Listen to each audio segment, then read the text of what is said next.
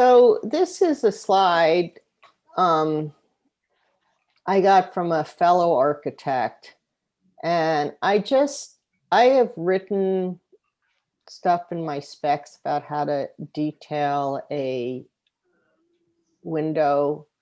And I just thought the description of what was laid out was so thorough with the dotted lines and everything else. So that's why I think it might be one that I include. I actually have driven by one of my jobs and I saw the contractor just cut the membrane where the window opening was, like, so you could see the framing. And I thought this was a good one for contractors that I wasn't sure about. Next. And this is another one for Outswing French doors. I've taken out the 1/2 inch max because that's not what I do. It's a 1 inch max. But the only way to do a 1 inch door, and that it's even questionable, an outswing door with 1 inches differential between the interior and the exterior, is to put a pan flashing, which is why I like this geometric. It kind of shows how to do it, or isometric. So that's why I included this. I looked for other specific details that I've used in my projects that were specific to the project, and I just didn't have the time to do it, but I like these two. Next.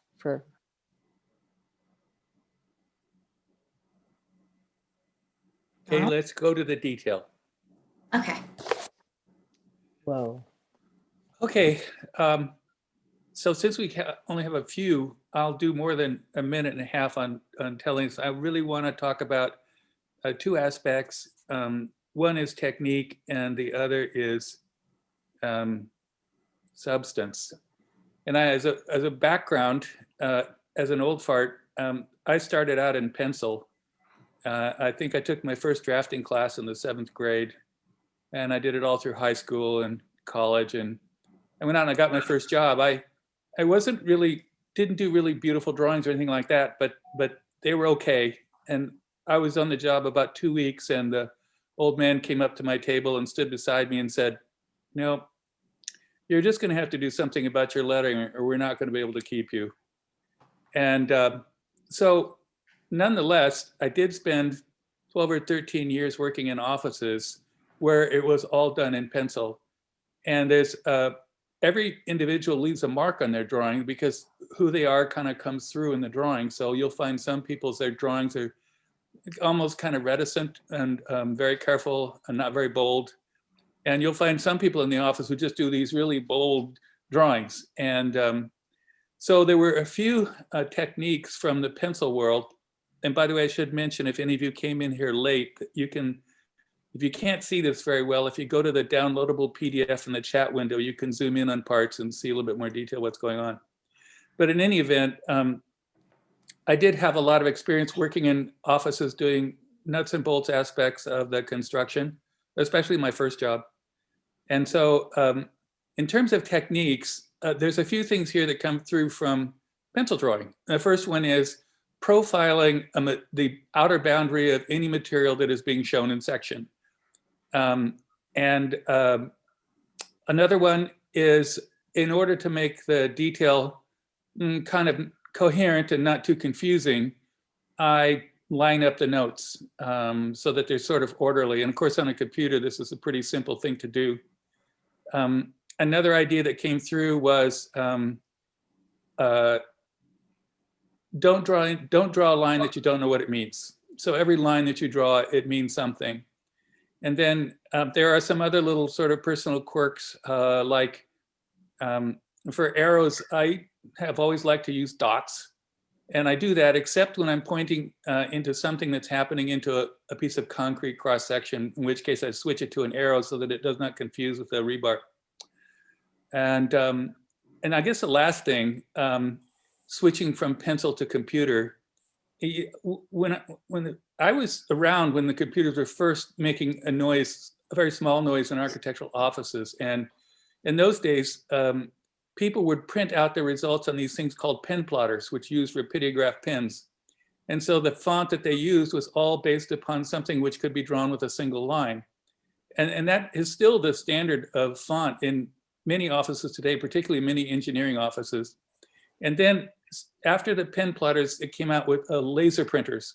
And so now you could use the fonts that you would use in your word processing document, the PostScript fonts and things like that. So along about that time, somebody came out with a font that looked like beautiful architectural lettering like you would see on a pencil drawing.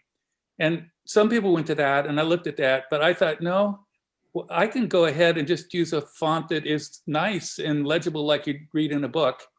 And so very early on, I mean, I did this in about 1990. I adopted a font that I use in everything, use it in my letters, contracts, and my drawings and all that kind of stuff. And it's just characteristic of what I do. So that's kind of the technique issues pretty much here.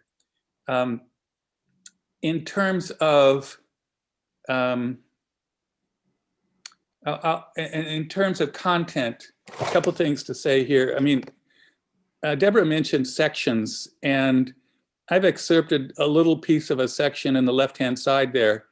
And the point I'm saying there is that the sections are drawn with the same understanding of the sizes of materials and what goes where as the details. In fact, a good percentage of the details that I draw are actually kind of blocked out correctly on the sections. And then I just take that area and I move it onto a larger scale, and then I embellish it with additional information. So the sections are key to it. And this is really one of the reasons why I don't use 3D models as a basis for working drawings, because when you start them out, you don't really know what's going on, and this is kind of doesn't make any sense to me. So I do it this way.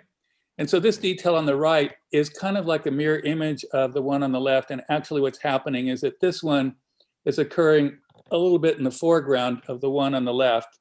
And so I just took that one and I flipped it, and then I filled it out. The other thing that's characteristic of the content is that I know how to do structural drawings.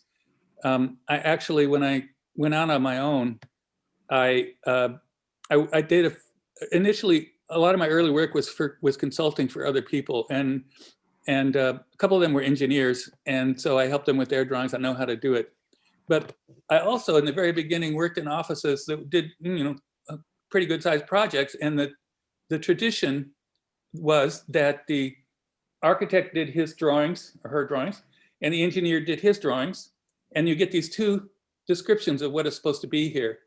And what I do is I make one description, and I'll draw the framing plan, and it'll look pretty much like an engineer's framing plan, except I may do some things an engineer wouldn't do. I might locate the toilets on the framing plan so that I know that the drop doesn't go through a joist, and I might dimension the layout of the thing so that it all works out or something like that.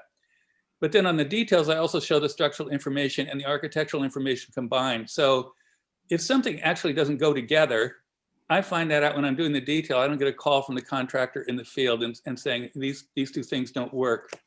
So that's characteristic of my work. Let's see. I guess that's the gist of what I've done here. I will say, in contrast to what Deborah said, I detail pretty thoroughly. I don't leave it to people in the field to think about what they're going to do. I show them one way to do it that works. If the contractor has an idea that he thinks is better, well, he call me up and we talk about it. But the thing of it is that they don't show why. So that conversation is important, because I may have done something on account of a reason that the contractor would never think about. It might have something to do with the client or the function, or maybe even some mixture of materials that they wouldn't think about. So I detail pretty thoroughly, and I pretty much figure out how everything goes together.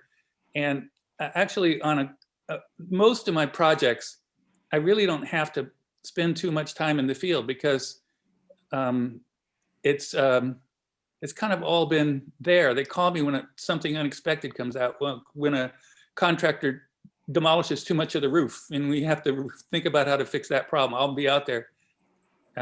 But for the most part, my projects sort of build themselves. Don, Josh. this is a new concrete stem wall cast up against an existing wood frame cripple wall. It's existing, but with new waterproofing, yes. Okay, and that waterproofing, when you take the 290-degree kinks down at the elevation of the existing footing, what I always try to do is put a chamfer strip in there so that that waterproof membrane doesn't take a sharp turn.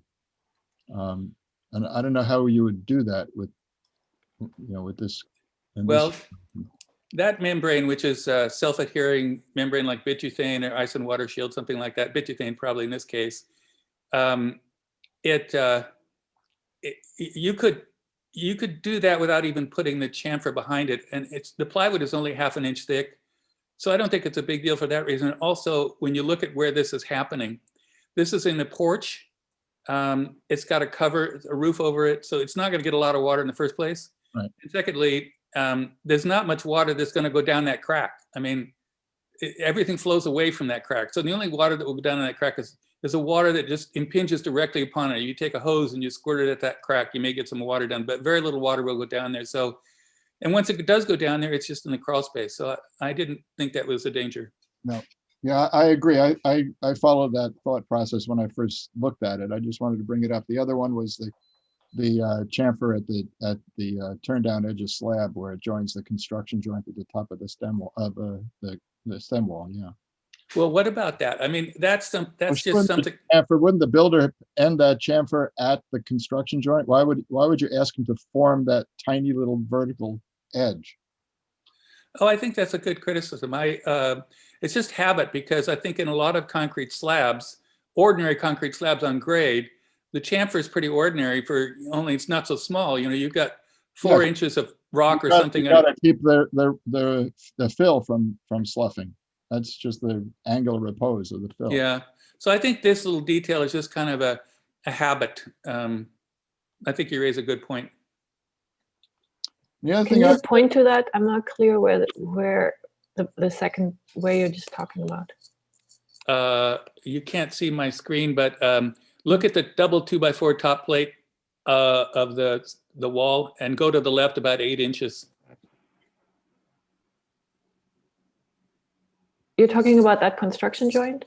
Yeah. Yes, he's talking about the chamfer just up of it and to the left. 1/4 inch Okay. wide by 3/4 inch deep. Yes. Ah, thank you. That's the question. Oh, I thought you were talking about the 45. Yes, I was talking about the 45, Yes. not the 1/4 by 3/4.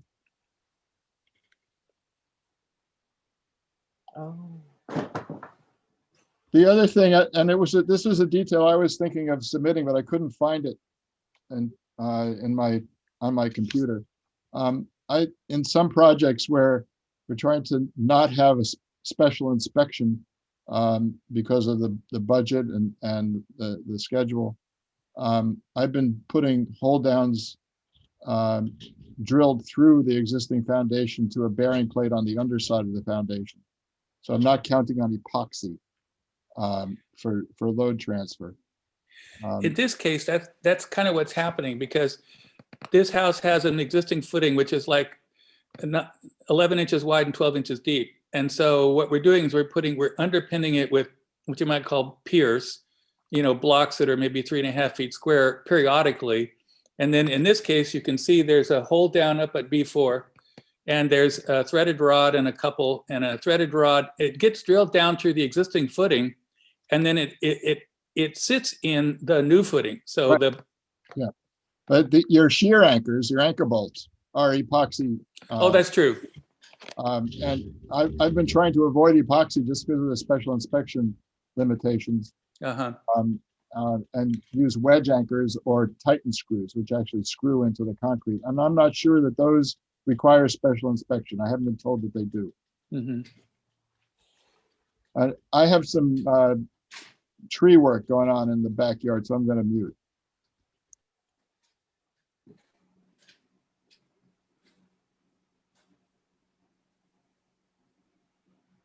I guess you could go on to the next one, Jane.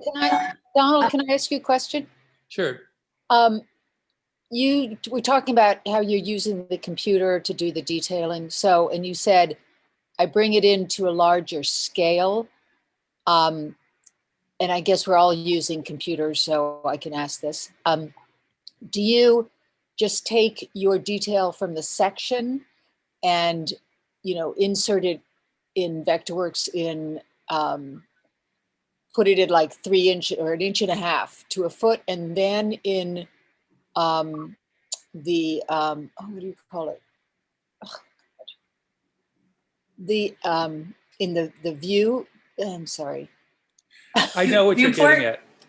I know what you're getting You at. import it. You have it in the viewport, and then you have these the extra work that you layer on top of it.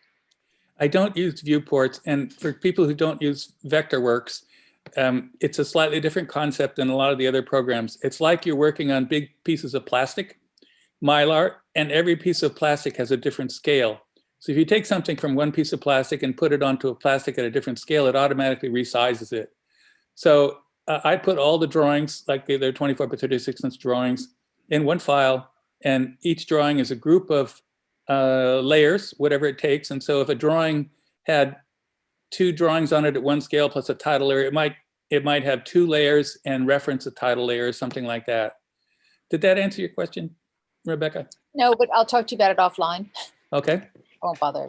But regarding your interested. comment about your 3D in Revit, for example, you can do something similar to what you've done here, where you have your background, and if that updates, then it'll automatically update in your detail.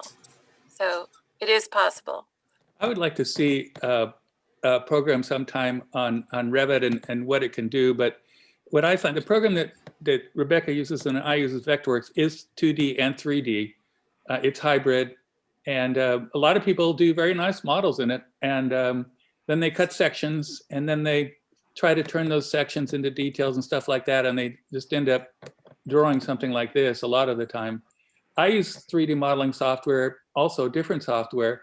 But I see it mainly as a design and communication tool.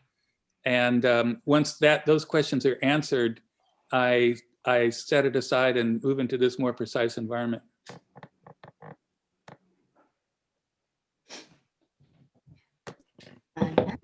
It's a beautiful detail. Thank you, Kristen. Oh, can I ask one other question, Donald, about how you work? I love the profiling. That's how I got trained too back in the dark ages. Do you do that? How do you add, at what point do you add the profile? At the very end? I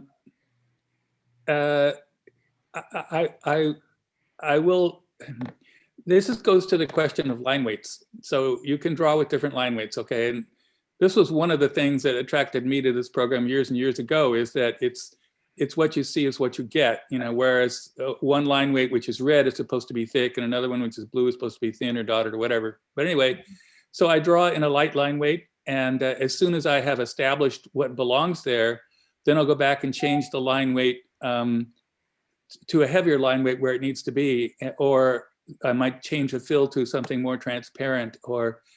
And so, like, for example, the insulation in this is, it's at a transparency, which makes it go lighter. And those changes are kind of, kind of simple. It's just use it. Once you select what you want it to be, you touch it there and it changes. It touches there and it changes that. You can select a bunch of them and touch it and it changes it. So. Yeah. But it's not, that's not a big part of the process time-wise, actually.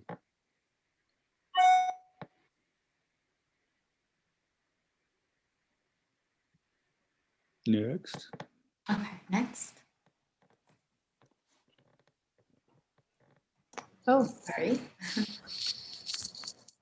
all right. So I submitted this because I'm really interested in the integration of the insulation and what to do with the new insulation materials and venting versus not venting. And I've actually did a bit of a crowd sourcing with this detail, and this is what we ended up landing on. So I am totally opposed to using any kind of spray foam. I just don't want to do it. I've tried to do that and I just can't sleep well if I want to use. I just realized I just can't justify doing it, even though it would solve all the problems and I don't need to think. But so really what this detail is just showing is that we're doing kind of a loose fill insulation in a truss-shaped roof. And then, so that is below the sheathing. And then there is, a vapor permeable membrane that holds the, separates the interior, everything from the sheathing towards the inside from the exterior portion of the building.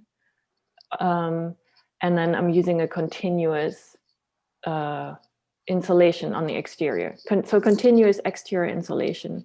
And I'm using a comfort board, which is a, actually, I'm not 100% sure what it's made. It's from rock wool, but it doesn't have foam in it. And this detail would really, in this particular detail has a rain screen application. We're doing a reversed board and batten there, so that you don't have actual open gaps, but the battens work as a lattice to hold the boards up. And then there's there's a ventilation layer in the roof, which is not required in this climate. It's actually not required. So this detail would work without the roof ventilation. So you could cut the whole eave overhang off and just have a gutter or whatever your eave situation is without the 2.5 inches of insulation and the additional plywood layer. And this detail would work in this climate zone. So I like to use that for, every time I do a vaulted ceiling or something, I can do that. I can insulate the cavity, and with the continuous exterior insulation, it's going to be safe. So this is just a preliminary detail. It's really about the content, not the way, not how I'm actually, I'm actually drawing with the computer. That's all I have for this one. I'd like to ask a question or two. Yeah. That's a lot of insulation. Yeah. It's actually it's because it's in Washington. This detail will be used in Washington, and we're doing a prescriptive method. So we won't be doing a performance method. And so it's just based on, they're requiring R10 exterior on the roof to get the credit. That's why it's so much. Is the R53 at the underside of the roof sheathing also part of the prescriptive method?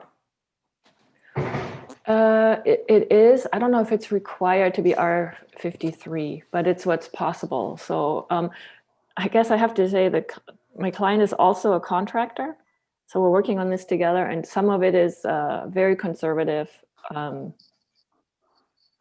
And just, he just decides he wants to do it with this way. So the R53 that's like his decision. And just curious, I mean, I've never used spray foam. I I have drawn up a project that would use it if it would go ahead. What is it about spray foam that makes you uncomfortable? Oh, so when you use spray foam, you know how it covers you with, you don't have any air penetrate, you won't have condensation. It just closes off. It just solves all the air leakage and also moisture leakage problems at once. Well, but what I don't like about it is that it gums up all your construction materials. So you can never recycle any of the framing after you. This is worse than paint. If you paint your wood, you have to strip it if you want to recycle it or reuse it or something. But if you use a spray foam, it's really awful for recycling. Or even if you want to, let's say you have to run some electrical or something, you have to start digging in there. It's like this, it's like polyurethane foam. There's some that's called soy-based, but it has like 3% soy in it, like that. It's just advertising. So that's one reason. And the other reason is that, when it's applied, people, they wear full body suits and breathing equipment. So it's toxic to apply it. And then they say that after whatever, so many days, it's totally safe to be in there. But I don't know if that's true, It's like, I don't know when they'll actually find out if it's true. And I don't know, we have so much stuff that we've been making that, decades later, we have to deal with, like, floating plastic in the oceans or something. So I just don't want to contribute to it. And it's possible to do it. So I'll just do it this way. The thing that pushed me towards using it on that one project was that in the last edition of the building code, they wanted to prevent condensation from happening at the underside of the roof sheathing. Mm-hmm. And you mentioned it does solve that problem, but it almost looks like, I don't know for sure, but where you're putting the insulation on the outside, that would also do the same thing. Exactly. That's why that's a requirement. So if you look at the Title 24, I mean, the prescribed method is to have insulation, continuous insulation on the roof and the walls. And then if you don't have that, you have to make up for it some other way. But this way, you don't need to vent and you don't have condensation under the sheathing. The condensation, so the condensation point is supposed to be in the exterior insulation. So have you done a calculation, or your contractor, is this spray foam is expensive, but I like it for all the reasons that, it solves all my problems and I don't have to worry about them venting it, which is always a concern. What calculation? But yeah, I'm really concerned about moisture buildup. I've seen instances of, so even though I leave a lot to the contractor, I never leave this to the contractor. I want it on my drawings. And the spray foam does, like you say, take care of all of that. But this looks expensive, but spray foam is also expensive. Is this any less expensive? I don't know if it's less expensive, but at this point, I don't care, I know, but is it the same? Do you think it's a similar amount, or? I think that spray foam is getting cheaper and cheaper, which is really scary. Right. But I don't know, I guess. And then you have this comfort. What's comfort board? Comfort board is a rigid insulation that's made from rock wool. So it's a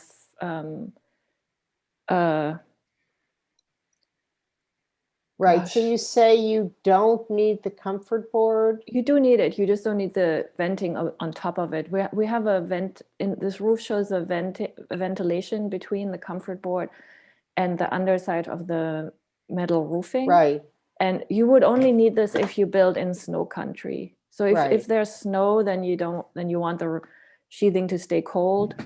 But if you don't need that if there's no snow. So we are only doing that because the client wants to do it. It might help with oil canning a little bit, because it keeps some ventilation underneath the metal, so there's potentially a little bit cooler from below, helps it cool off. Yeah, What is the- oil canning? Oil canning, oil canning is when you use metal siding or roofing, it starts getting a little bit, it doesn't stay totally straight. So when it gets hot, it expands and contracts, and eventually you'll have it a little bit like not bubbles, but it just warps. doesn't stay, it warps, and it doesn't look very pretty. So the thinner the material, the thinner and the larger the material, the more likely you get oil canning. And does that oil canning disappear when the temperature goes back to normal? No, it's permanent, and it doesn't affect the way, it's only aesthetics. It really doesn't matter. Yeah, the One only thing you can do is you can use panels that have ribs on them. They're less prone to oil canning, but they're just not as nice looking. But it's, I guess, a matter of aesthetics. You see it often. I mean, it always bothers me when you see it like on a fascia, if you're doing a big fascia and you have to go up to, I don't know, 22 gauge or something, depending on like if it's getting blasted by the heat. And it's, All of a sudden it looks all bowed. yeah, I find it to be a real problem. Yeah. How you can, use. Yeah. metal But this facing roof, it. if it's on a roof, you won't see it as much, most likely. Yeah. Especially we're going So to are put you- solar panels on Here's the the side. question. Are you saying with a standing seam roof, if you put the insulation underneath, it reduces that effect? Or a No, little- I'm saying there is ventilation. So I'm sorry that you have to actually look at the labels. So the red line is where the vapor permeable membrane is, and then on top of that, towards the outside, is the next line. That's the insulation. And then in the roof, there's another area that's called out as 2.5 inches, and that's the air space. And so the air space would help keep the topmost sheathing that holds the aluminum standing seam panels. I'm doing a poolside cabana, and the client wants to use a metal roof. So I want to ask two more questions about this. One, aluminum versus steel, which is better? You can get steel with high quality automotive finishes. And secondly, the standing seams can come in different spacings. It can be 16-inch, 24-inch, and all that kind of stuff. So do you have a preference? And is a shorter spacing like 16 superior in terms of reducing oil canning? Yeah, so supposedly the narrower the panels, the less oil canning. And then with regards to aluminum versus steel, so we're calling for aluminum because the client just decided he's going to do aluminum. We're really close to the ocean. He just wants to do it. They normally say, I think there's a limit for if you're like within 1,000 feet of the ocean, you should use aluminum. If you're further than 1,000 feet away, which most likely you are, you can use steel. It's a lot less expensive. And the Kynar finish, they put these finishes on there on the steel that's supposed to hold up really well. I'm actually getting it priced for another project both ways, and I can, if you want to, I can talk to you more about it. But it's a big cost difference. The aluminum is a little thicker. Yeah, Sarah? So the aluminum is less than the steel. Much more expensive, the The aluminum. aluminum is much more expensive than the steel. Yeah, I don't know yet how much, but significant, supposedly, yeah.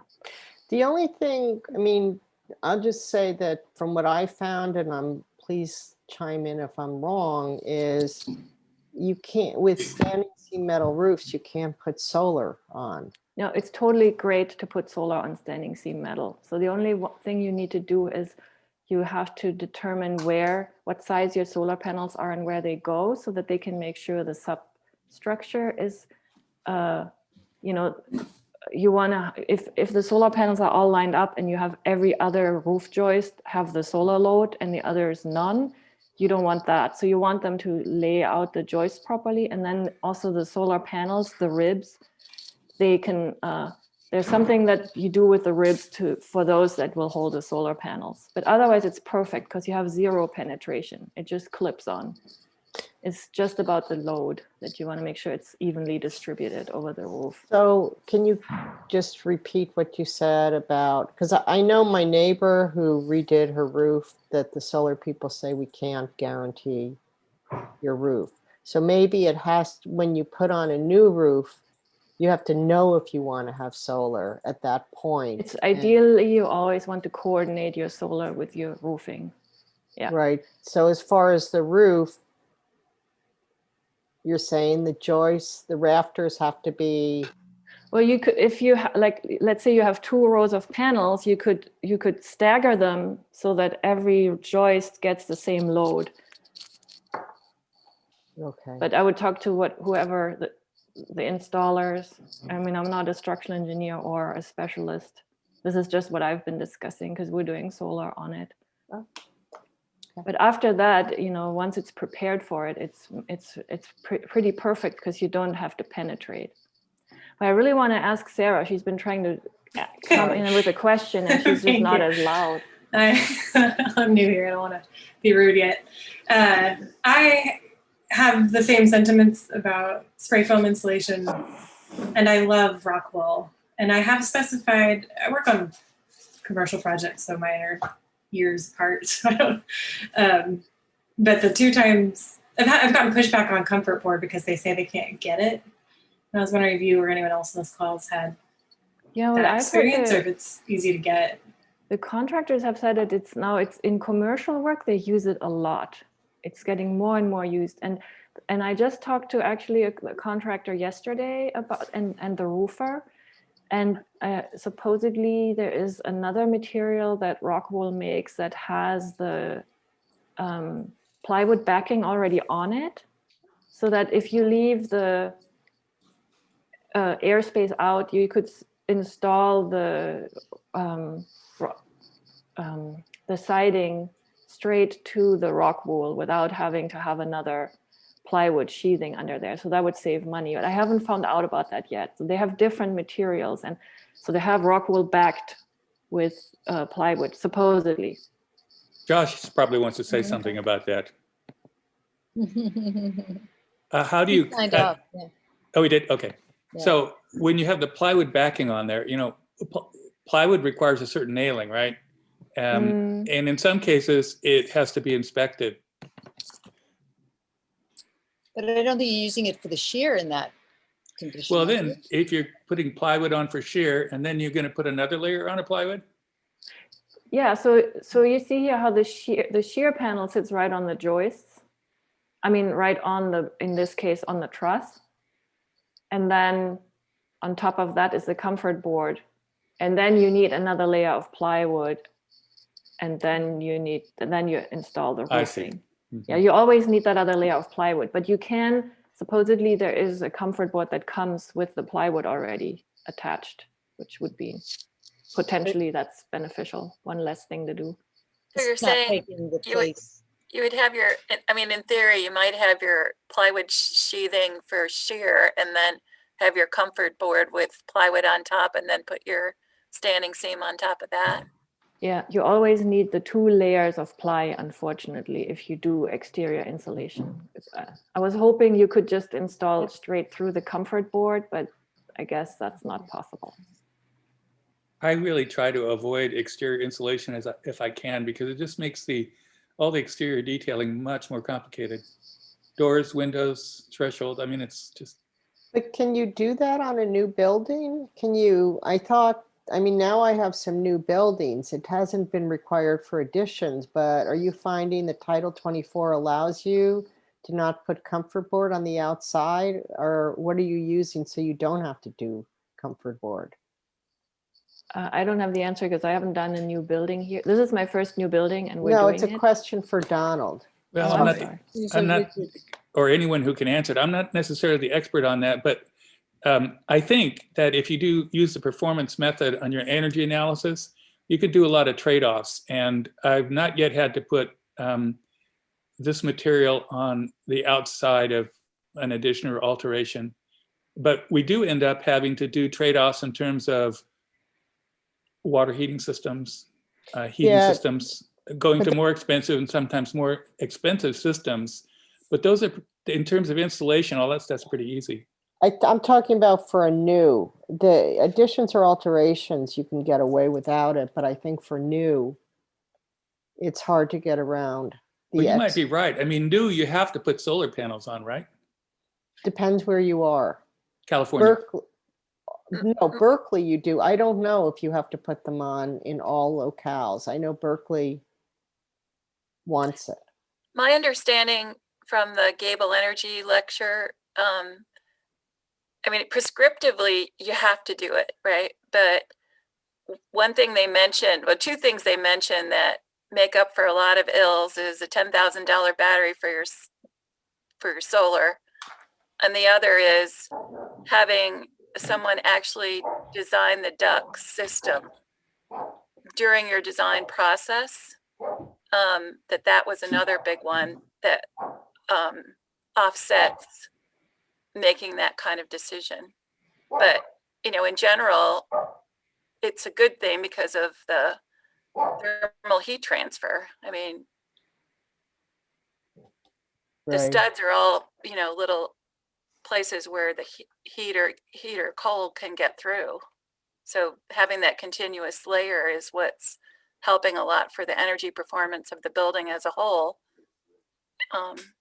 Anyway, my 2 cents. I'm I'd not be an happy to energy have a whole person. talk about. We just detailed a project with continuous installation in it. We spent hours on the window details and all the thresholds, and lots of opinions about how to flash everything. And I could share my detail, but we wouldn't have time. But maybe if anyone else wants to talk about that, I'd be really interested in figuring out how to make that work, because for the insulation value, it seems Is like your the way of the detail future. is your detail in the slideshow, Sarah? No, I can put it in the chat. Let me. We can skip my next detail.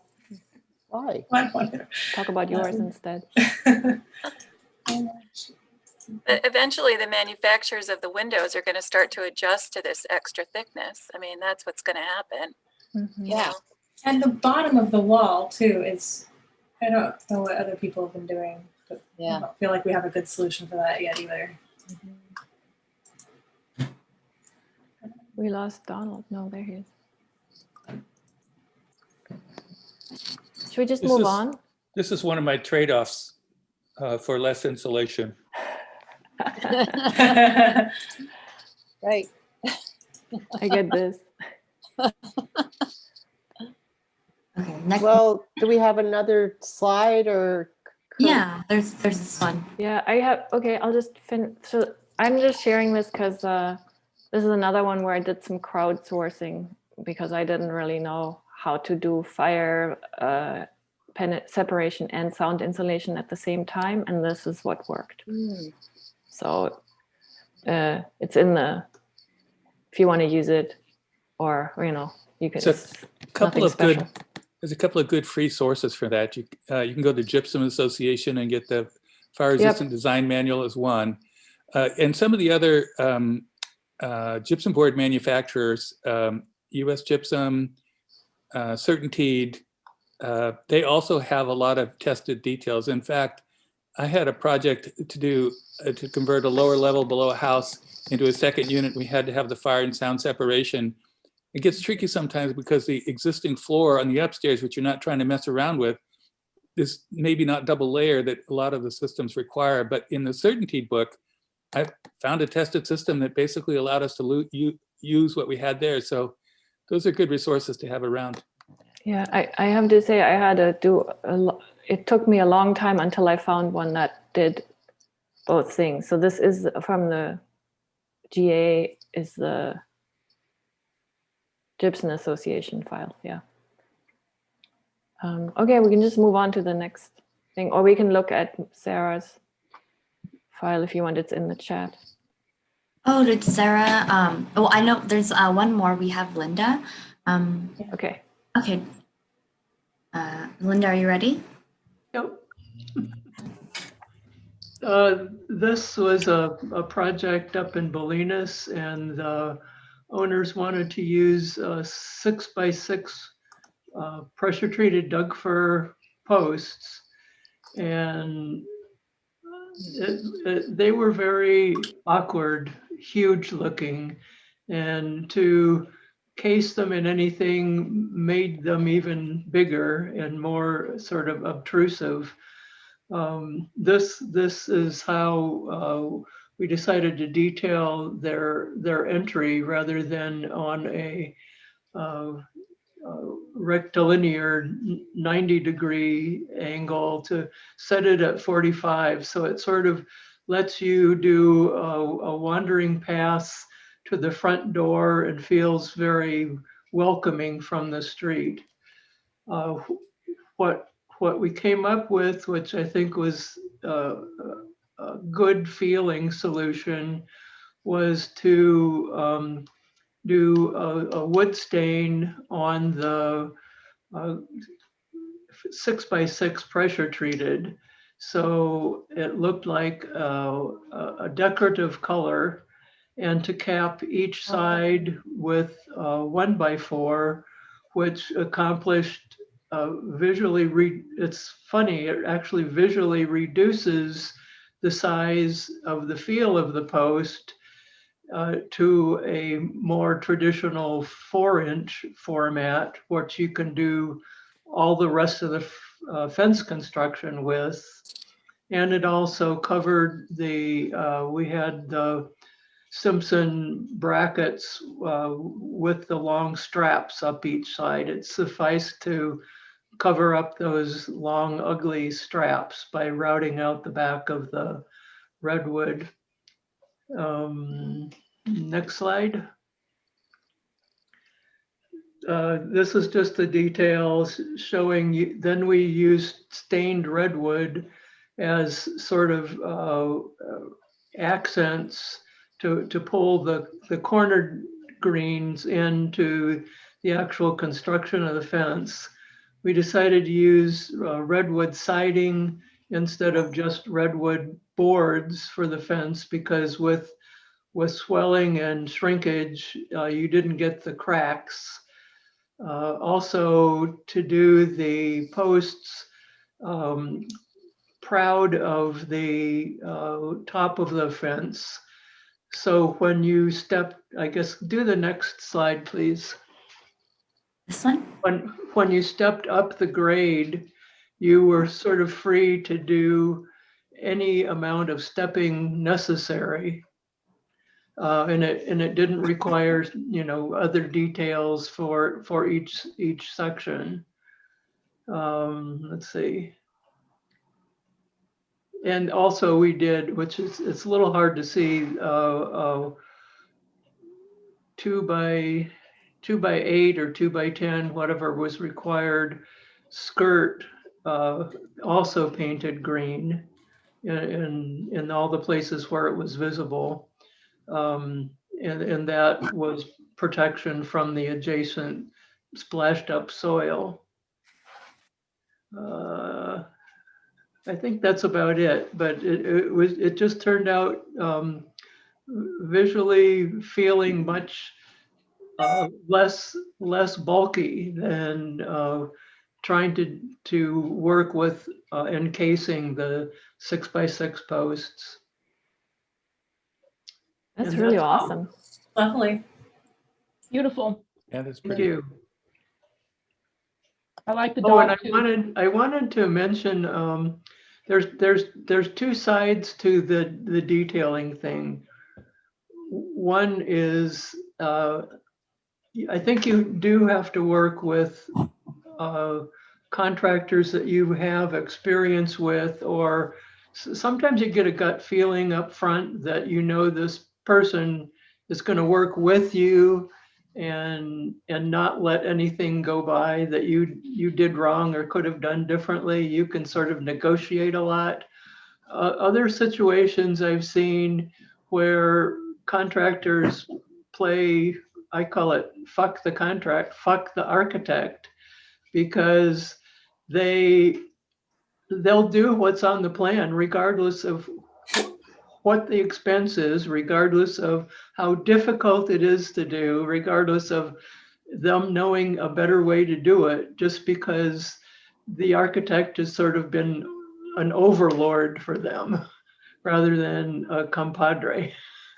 So there's two ways to go. I do know I've experienced enough of what in the field, what Donald has designed, and his drawings are thorough, but he is open to discussion. So I think that's the important part of it. And you were a contractor once, right, Linda? Yeah, 10 years worth. And another architect contractor who passed away recently once said, there are two kinds of contractors in the world. There are the contractors who want to wing it and do it their way, and there are the contractors who want to have a good, accurate description of what to do. And what I found is that one kind of contractor is not a good fit for me. Yeah, it's kind of interesting because there was an architect who has been my mentor who constantly put me down because of my lack of detailing, even though I know people that I emulate that, you know, work with a lot of developers and do the kind of work I do, and it's all good. But one of the contractors who we had, you know, who we've become friends since, and he helps me with his detailing, said, the problem with detailing as much as this guy did is he's smart, like with a PhD, he wants to work with the architect, but everything was detailed. So there would suddenly be a bomb in there, like a costly bomb that he couldn't have allowed for. And I don't know if what you have to say on it. Maybe I think this architect had a way of doing things and it was his way or no way, and that you might be more open to it. But I think there is a cost of over detailing, but maybe that you don't do that. You know, where's the fine line between having it build itself and over detailing? And If you, And then there's the question about specs. We haven't talked about specifying materials versus just doing a generic, you know, when you say fire and ice, what is it called? Ice and water or benzethane or Ice and water shield. water shield, right. And do you guys do spec books or do you just do sheet specs? Can I suggest that that would be a great topic for somebody to take on in one of the last 3 months of the year? I bet we could learn a lot from each other and how we do that.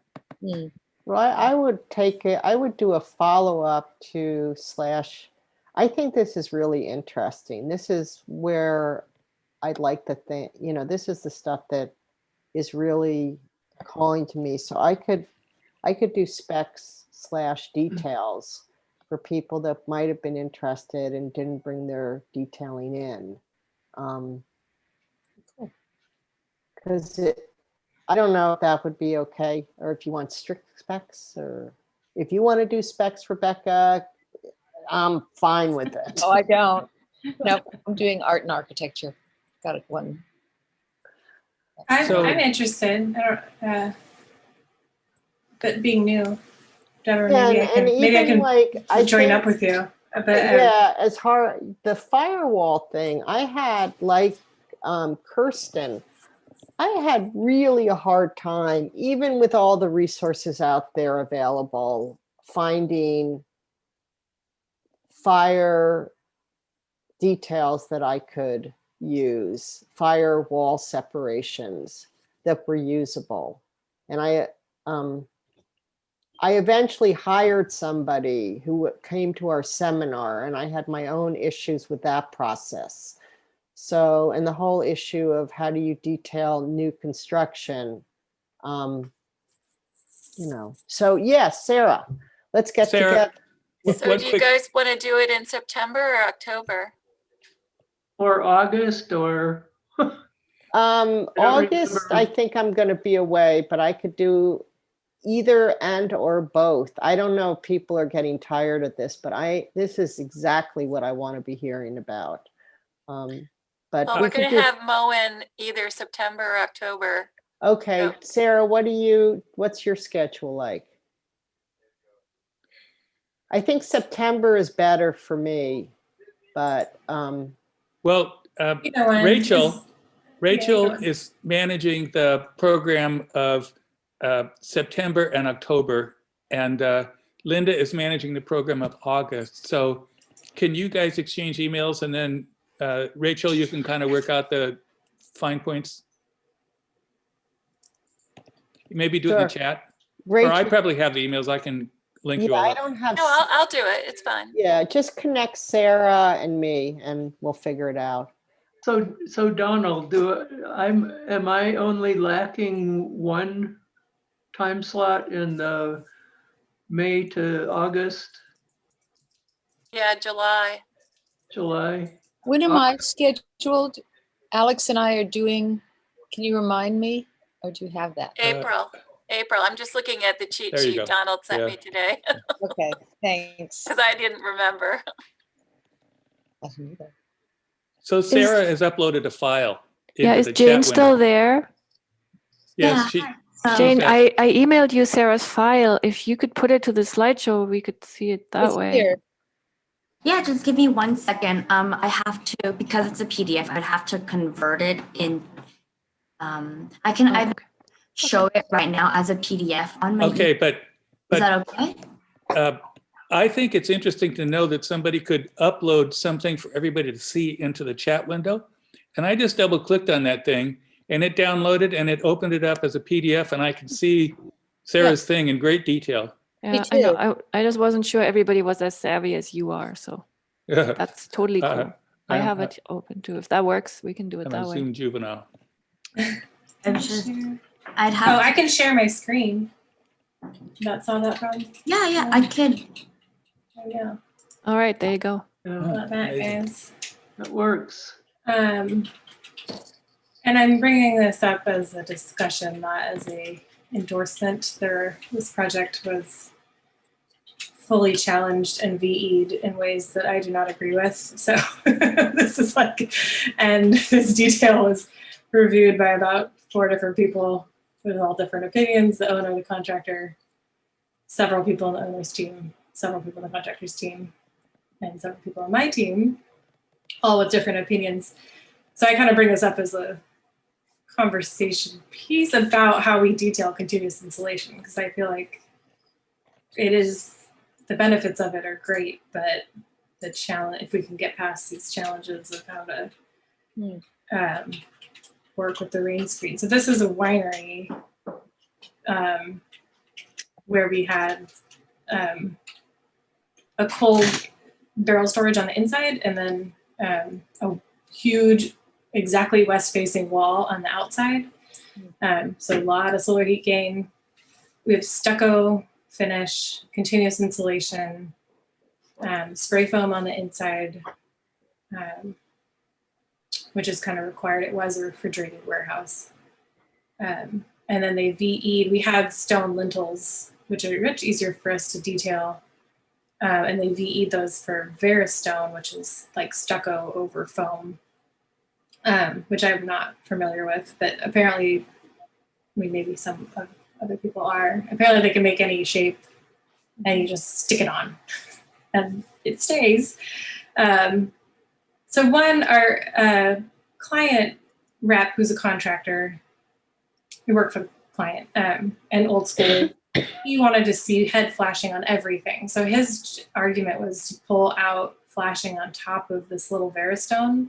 And the contractor, which was our choice as well, because it's just all the water coming from your rain screen, your double layer of weather resistant board over weather resistant barrier over behind your continuous insulation. It kicks out up in front here and then you're done. And then we can kind of not have a channel here where we can take it out. This is, sorry. Give your wall 1 inch of insulation. This is a drain mat, and then we had stucco.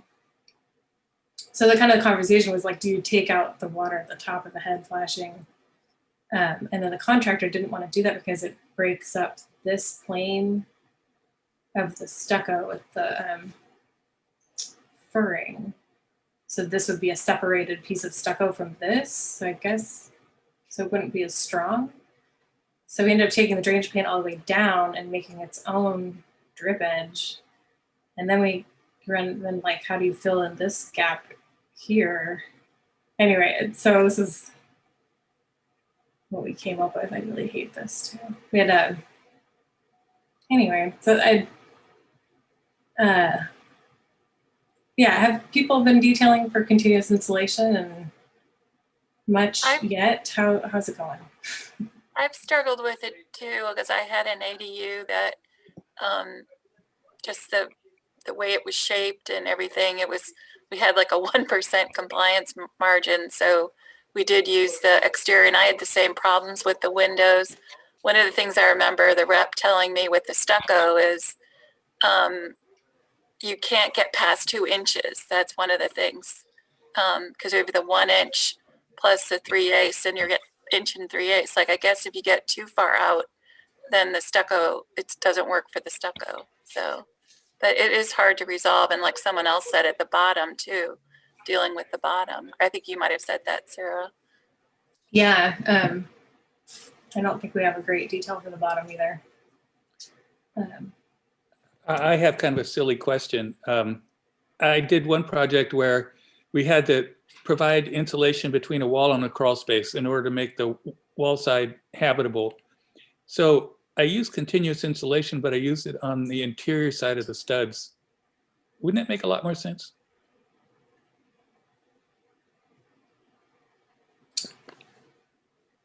I don't see that often yet, but you mean like for the whole building? Yeah, I'm just saying, do a conventional, I don't know if this is good, okay? I'm just questioning, asking. Yeah, but, no, it's a good question. That's what I'm just saying, why I'm not do here conventional construction on the outside that doesn't create a lot of complications around doors, windows, and thresholds, and then use continuous insulation under the gypsum board on the inside? Yeah, the reason you don't do that is because you get the condensation point. You want the condensation point outside of the structure because you want to keep the moisture out of the structure. That's why the continuous insulation has to be on the outside. I'm going to make a suggestion you're not going to like, Kirsten. That is that you use spray foam insulation between the studs. That takes care of the condensation, and then put the foam insulation on the inside and have a normal exterior. That would work. Well, there's other ways to. Yeah. But I'd hate it. Yeah, you're right. It's the worst of both worlds. Well, the normal insulation on the inside, what about all your electrical boxes and everything else? I mean. Well, depending upon how much you put, you use adjustable boxes. Flanged. So you got a little screw on each side, and you can make the box go in or out, like that.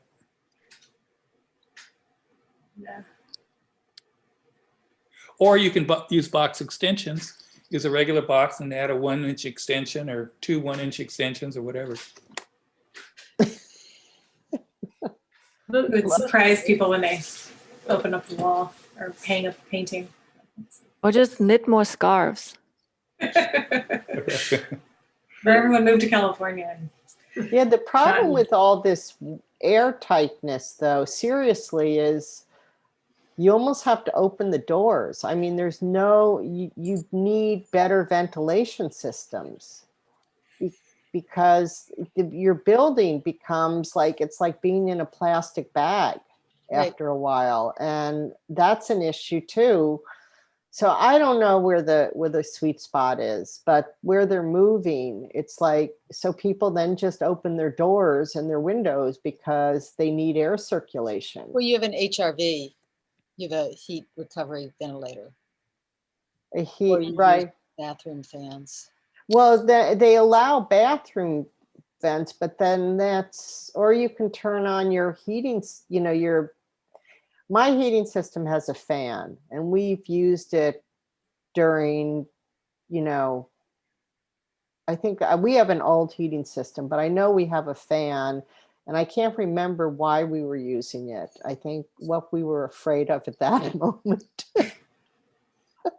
in the last year.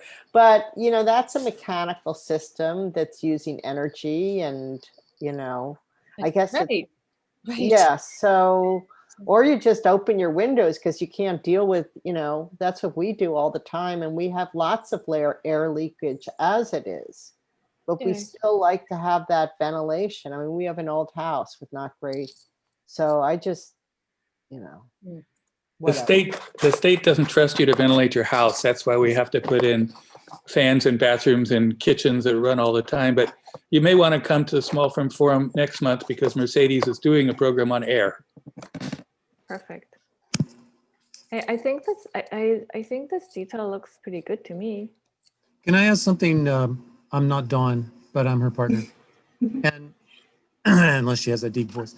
You know, to something that Donald was saying about the insulation on the inside, and I was trying to think like, why would you want to do that? But I actually think, I was actually kind of thinking this through, which really leads me to another question, which you must have all dealt with on an older building, like a rehabbing a building. It has, we're in San Francisco, we have a ton of buildings where we're right up against the neighbor's building. And we can't get to that siding. You know, we can't really do much to that wall because we can't affect the outside of it. So forget the outside insulation. And what happens though is with these old redwood siding buildings is they're really designed, I always use the analogy to a duck, you know, because they're designed to sort of shed water. If they get a little water inside, that doesn't matter because they're all vent out, you know, just like a duck does. And it, you know, the duck's healthy and these buildings are kind of healthy in a sense, but they're really bad from an energy standpoint, right? Because they're pouring out this energy to dry out the backside of the redwood siding. So if you walk along like a lot of contractors and people do here, and they just like throw in some insulation, well, now you've got a really bad situation because now you've blocked the ventilation on the backside of that redwood siding. And it's really difficult for it to dry out. And now you've like set up all these conditions for very unhealthy buildings. So we've been struggling for a while trying to come up with details that would sort of lend themselves to preserve the venting of the duct, of the siding, you know, of the duct, yeah. And at the same time insulate the building. And I'd be interested in anybody else have had that issue or that concern, that worry like I have about how to get a building properly insulated, given a wall that you cannot touch on the outside of it.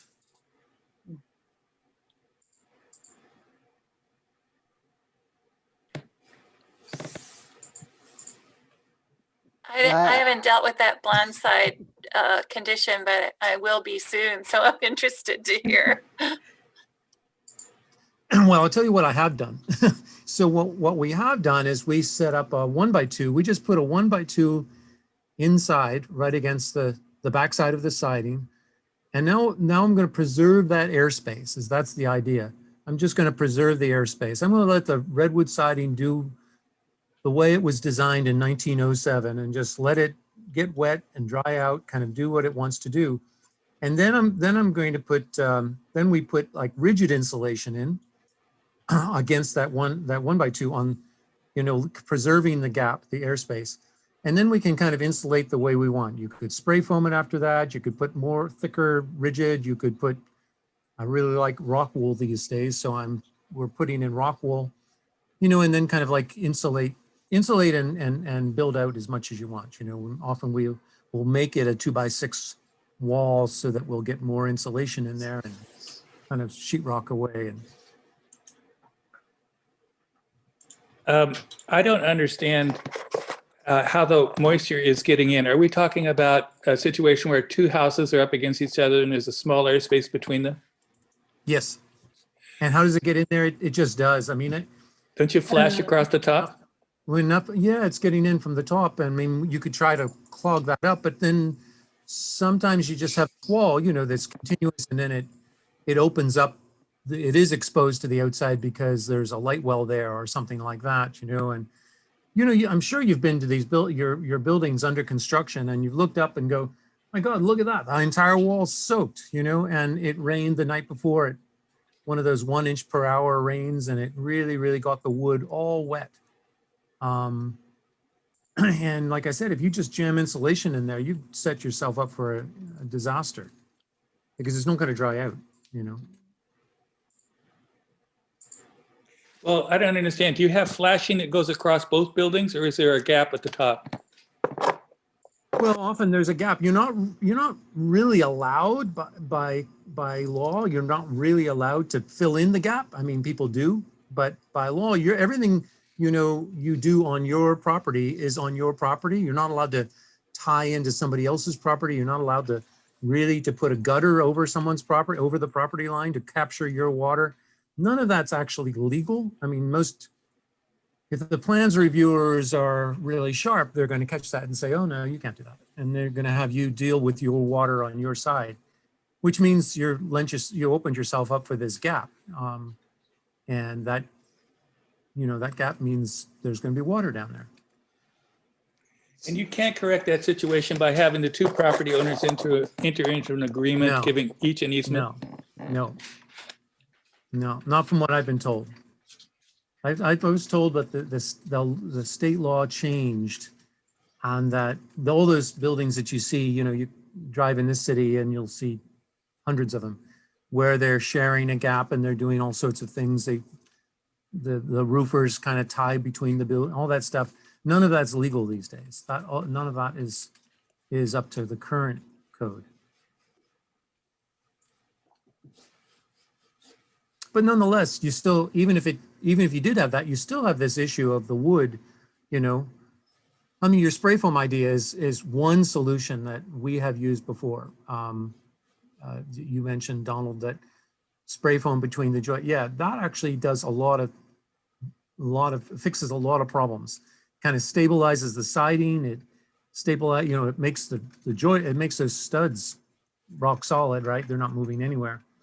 It's not the most ecological material in the world. Right. And what I've been told, you have to use closed cell foam, not open foam. Right. It's like designing a refrigerator. Yeah. With the Yeah. the Exactly. refrigerator door is full of foam. That's Right. what we're designing refrigerators now. Yep.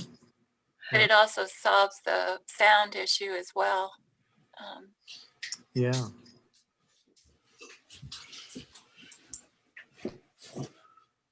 Well, thank you. I'm gonna stop sharing now. Yeah. Some things just Led don't to a good have a discussion, perfect which I solution. appreciate. Yeah. That was great, you guys. I really enjoyed it. It's good conversation. Yeah. Thank you. Okay. I hope I convinced everyone to not use spray foam anymore. I have something funny. I have two ArchiCAD helpers, and one lives in Virginia. And I was talking to him, and he was saying, what? You need to apply for planning separately from building where you live?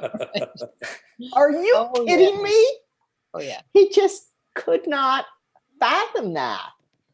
Just didn't, because I mean, I was going back on my billing. I don't know if people have found this, but I've been very quick.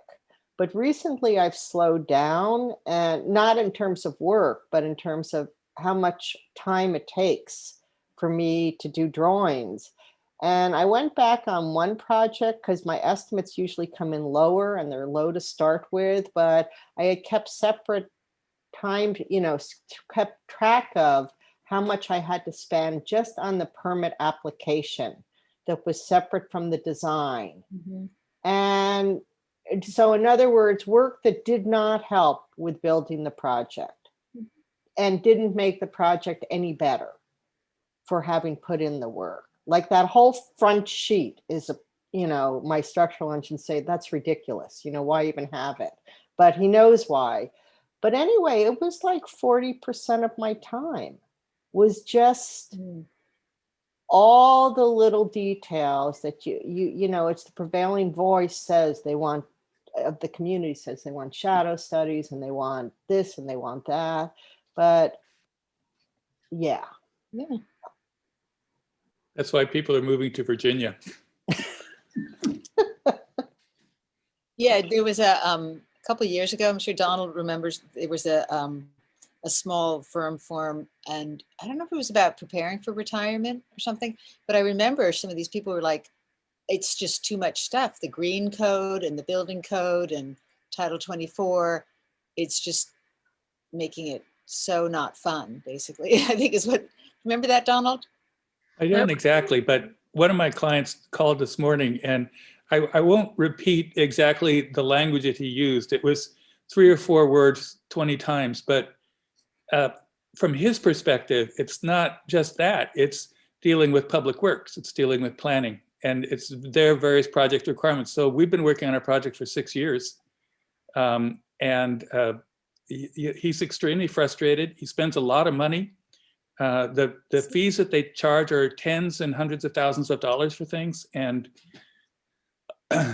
so, yeah, it's not just the planning. No, I know it's not. I mean, I was recently surprised that we had to have a green raider for an ADU in the planning stage. I mean, I was, yep. And I got a person from, Rachel gave me somebody who was really good. I could forward it, but it's like, what? That's a building permit thing.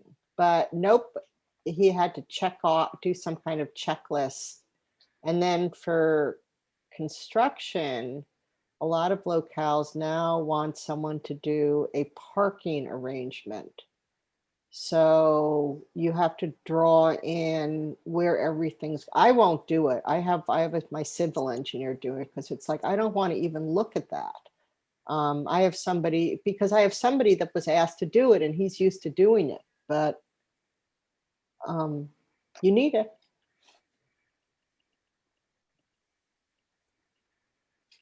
I just wanted to say, Donald, that your little cartoon of the devil and the details, I thought that was very cute in your invitation. I don't know where he gets those, but I love them. What would we do without you? You'd probably prosper. I have to go to another meeting. It's almost over. Do I need to do anything else? Okay. It was great to see everyone. Thanks, Donald. Thank you. Rachel and Deborah. Thank you. Thank you. Thanks for coming. So I got, you know, it's great for me. All right, Thank see you. ya. Bye-bye.